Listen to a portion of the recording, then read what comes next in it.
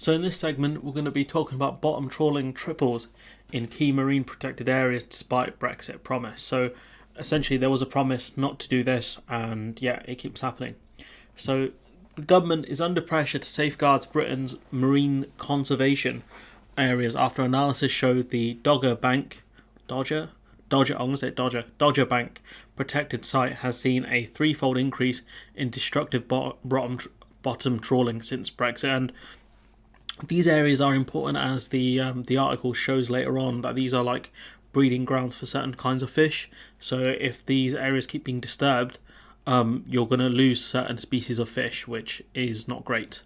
So a year ago, conservationists welcomed government proposals to ban trawling and dredging fishing practices, which involves dragging weighted nets over the seabed in 14,030 square kilometres of English waters, an area equivalent to the size of Northern Ireland. The area includes the Dodger Bank and 3 other marine protected areas. So this shouldn't be happening. Fishermen should not be doing this because these are protected areas, yet it's still happening.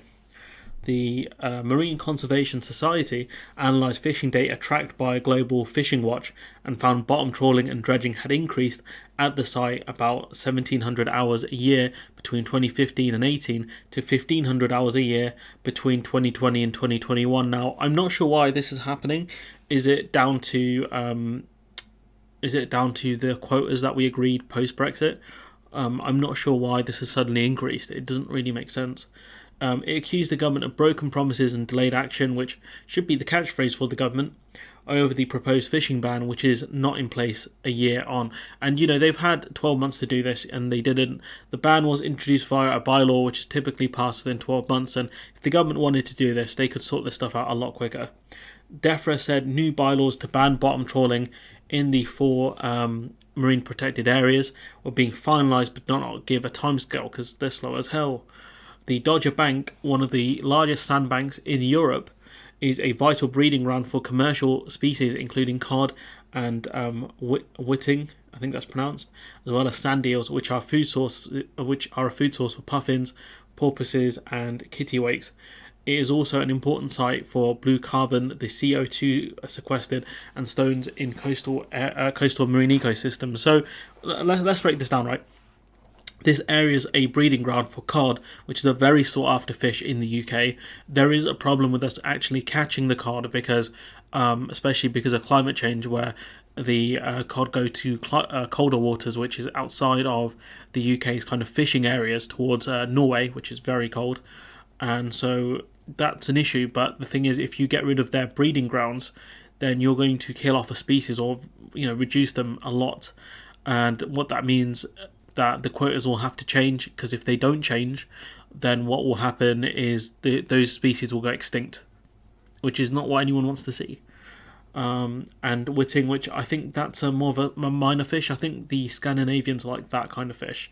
I'm not sure whiting, as well as sand eels. They're weird stuff. But you've got a breeding ground for a food source for other kinds of fish. Puffins, I think they're quite popular in the UK, and the other 2 I've never heard of before. But also above that as well, on top of this, it's a site for CO2 storage. CO2 is embedded in these places, which is good for the environment. I think the ocean's a massive CO2 sink essentially, and these seabeds will play a key part in it. So it's very frustrating when you see this sort of stuff happening, and the government just keeps allowing it despite the fact that the environmental damage it's doing. The government keep talking about their net zero targets, yet won't protect these sorts of areas. Nearly a quarter of the UK's territorial waters are covered by MPAs set up to protect vital ecosystems and species, including harbour porpoises and dolphins. This network is a symbol of the government's target to protect 30% of ocean biodiversity by 2030, which they're probably not going to meet if they keep doing this stuff. But I suppose if these seabeds are just completely destroyed, then the government's going to meet its target quicker because there won't be anything left to protect. However, more than 97% of Britain's protected areas are being dredged and bottom trawled, according to data shared with The Guardian. So they have no intention of keeping these promises by the looks of it. There's been an incredible increase in damaging fishing in the Dodger Bank since we left the EU, and that's the thing where I don't know why it suddenly increased since Brexit. Are we really taking back control of our waters? Which, even as a member of the EU, we'll speak about in a few minutes. We could have got this. We could have stopped this. We really could have done. The government promised a year ago that were very optimistic, but nothing has happened. There is no sign of the promised timetable for the management of the 40 offshore areas, marine protected areas. At current rates, it will take more than a decade to get management in place for all of the MPAs, and hopefully by that time, or long before a decade, George Eustace is gone. Hopefully he leaves politics by then, or is stuck in the House of Lords. Firth Dunkley, the marine protected area researcher at MCS, said, in the year since this bylaw banning bottom-troweled fishing gear from the Dodger Bank MPA was proposed, the sandbank habitat and the species it was designed to protect have continued to be damaged by fishing activity, degrading marine life and removing ecology. Important species such as sand eels, and some of these fish won't be important to us, some of these creatures won't be important to us because we don't eat them, but other kind of marine life do eat them, and you kind of get rid of that chain. So what happens is that the other fish above the chain die off, which is what we're kind of aiming towards by the looks of it, which is just it's just sad what we're doing. I don't know if these kind of things have increased. This kind of trawling has increased due to the fact that fishermen knowing that there's going to be a ban coming in. It's very strange. This week's MCS is launching a social media campaign with the hashtag Marine Unprotected Areas, calling for the public to tweet their MPs and MSPs to ban bottom trawling and dredging offshore, which, I'm okay with Twitter campaigns, but it's not going to resolve the issues. The best way we have to resolve these issues out of the ballot box and protesting and other things, because at the end of the day, we desperately need these areas for more than one reason. Ministers also face pressure to safeguard their seabed from within the Tory party. On Tuesday, the former Transport Secretary Christopher Grayling will raise a 10-minute motion in Parliament for a bill introducing a duty on the Secretary of State to ban bottom trawling in MPAs. Maybe he'll actually do something good in his life, Chris Grayling. Maybe. But I doubt it's going to go anywhere. Charles Clover, Executive Director of the Blue Marine Foundation, which will back the MCS campaign, said, if we have learned anything in marine conservation, it's this: meaningful protection allows for significant and swift regeneration, and so if we do properly protect these areas, they might come back, maybe not to as good as they would have been without human intervention, but hopefully not too far away. In order to protect our fish stocks and low-impact fisheries, the UK must wake up and efficiently protect these protected areas from the seabed. And the thing is, right, surely other countries have to tell the UK to sort this out, because they're going to be impacted by this as well. The government argued that before Brexit it did not have control over fishing rights, which is a load of nonsense, and I really wish The Guardian actually took the time to debunk this point, because if we look here at this EU article around the oceans and fisheries, thank you Dano for this, it goes, the total allowable catches or fishing opportunities are catch limits expressed in tons or numbers. They are set for most commercial fish, set annually for most fish stocks, every 2 years for deep sea stocks. So these would be classed, I think, as deep sea stocks, given that they are at the bottom of the ocean or the bottom of the waters. I could be wrong, but it looks like these are reviewed every 2 years by the EU, and they are agreed with non-EU countries for stocks that are shared and jointly managed. These are not jointly managed, these are for the UK. So by the looks of it, we could have spoken to the EU about this in order to create some sort of protection for these fish, for these areas, and if the British government really wanted to, they would have done something by now, because they've had over a year to do something. And these, I would not be surprised if these are typically British farmers who are fishermen who are going over these seabeds. I would not be surprised if that was the case. I could be wrong. If I am, fair enough, I'll take an L on that. But the simple fact is, the government do have control over this, evidently, and we could have worked with the EU to resolve any issues whilst we were members. But George telling lies.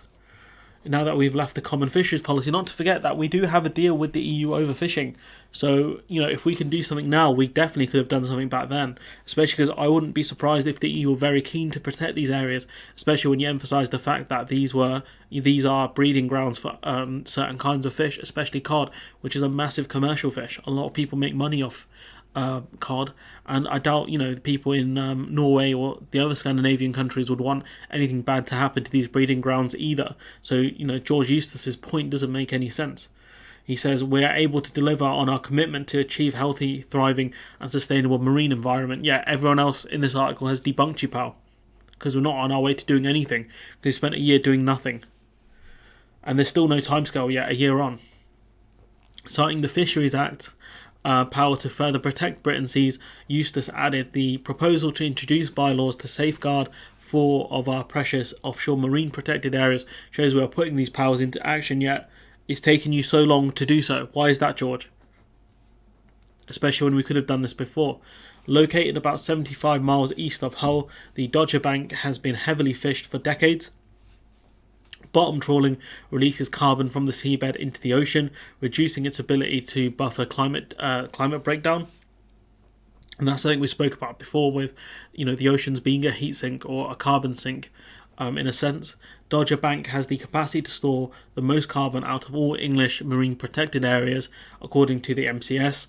Last September, Greenpeace dropped giant boulders from its ship into the Dodger Bank MPAs in order to create an exclusion zone for trawlers, which is great, but I don't know how much damage those boulders would do when they land. I suppose they'll be slowed down massively by the water, but hopefully Greenpeace took that into account. And DEFRA can talk about focusing on all English MPOs are being effectively managed as quickly as possible, when they're not, because we've already spoken about bottom trawling being 3 times higher than it was pre-Brexit. So what the hell are you talking about, George? Honestly, it's really frustrating when they just put these government spokespeople in at the end of articles without any kind of criticism. Like, The Guardian do good work, but they could do so much better. Especially if it's the case that this is classed as deep sea stock, which it appears to be. Surely that's reviewed every 2 years by the EU, according to an EU article. So maybe if the Guardian threw this bit in, this would have made the article a lot better, because it would have debunked George Eustace's point about not being able to do anything whilst we're members of the EU. To be fair, though, we probably wouldn't have done anything whilst we were members of the EU when we could have done, because British politicians and some of those British MEPs were lazy as hell. Let's not forget who was on the Fisheries Committee when we were part of the EU. But anyways, I'm going to leave it there. Let me know what you think in the comments below. Like, comment, share, subscribe. Support the channel on Patreon if you can. And hopefully I'll see you in the next one.